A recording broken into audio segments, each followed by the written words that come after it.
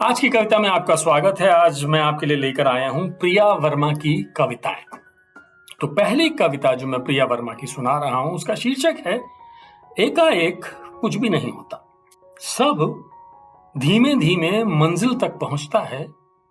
मंजिल किसी के लिए गर्त भी हो सकती है, मझधार भी, सड़क का किनारा भी, बुझा हुआ दीप भी। समुंदर में फेंका सारा कचरा जैसे रात के उबाल से निथर कर सुबह किनारे पर रेत को एक बार और बोझल कर जाता है। एकाएक तो कुछ भी नहीं होता। ना हम तुम सहसा बदल जाते हैं। रोज सीधी रेखा में चलते हैं, मोड़ आता है, सीधे के फेर में हम मुड़ जाते हैं। सीधी रेखा खींचना सबसे कठिन काम है, इतना कठिन कि परिचय झूठे लगने लगते हैं। धरती में हलचल हरदम रहती है, जैसे धरती गोल गोल चक्कर में घुमाती है, बिना बताए, बस महसूस नहीं होने देती। जब तक बड़े जोर से कंपन न हो, कच्ची खबरों में पक्का ना पढ़ा जाए, इतनी तीव्रता से धरती डोली कि जमीन में दरारें पड़ गई। ऐसे ही चीजों की भी आदत होती है, महसूस होकर भी महसूस ना होने की, और आसपास ना होते हुए भी साथ मौजूद होने की। एकाएक कुछ भी नहीं होता, आंतरिकता के टकराए बिना। रोज नए एक तिनके सा दिन यादों में जोड़ने की कोशिश से मन की एक दीवार पर ज्यादा ही टूट फूट हो जाती है। उम्र की चादर पर किसी बात की सलवट पहली बार पड़ती है और फिर वो कभी नहीं जाती। हम तुम चले जाते हैं।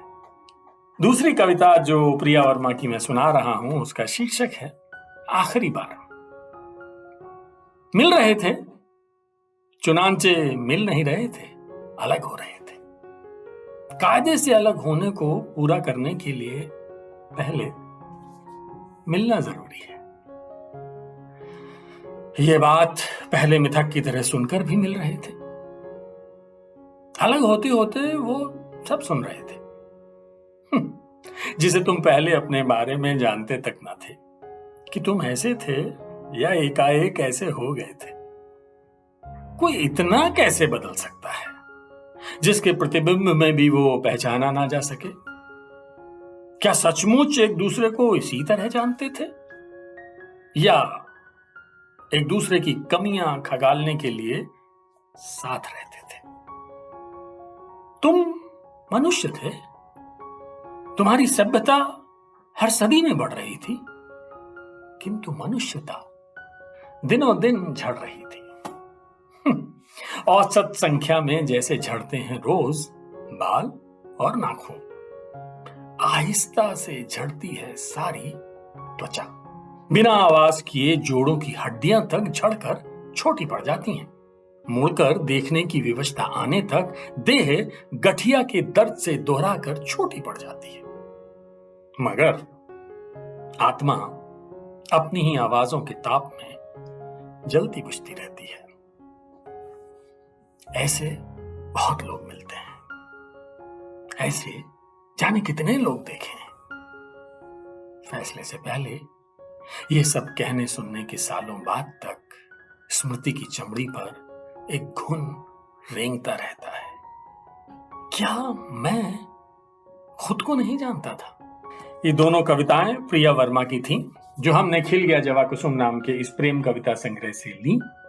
इसका संकलन, संचयन, संपादन डॉक्टर सुमन सिंह ने किया और इसे सर्वभाषा ट्रस्ट ने प्रकाशित किया। आज के लिए बस इतना ही।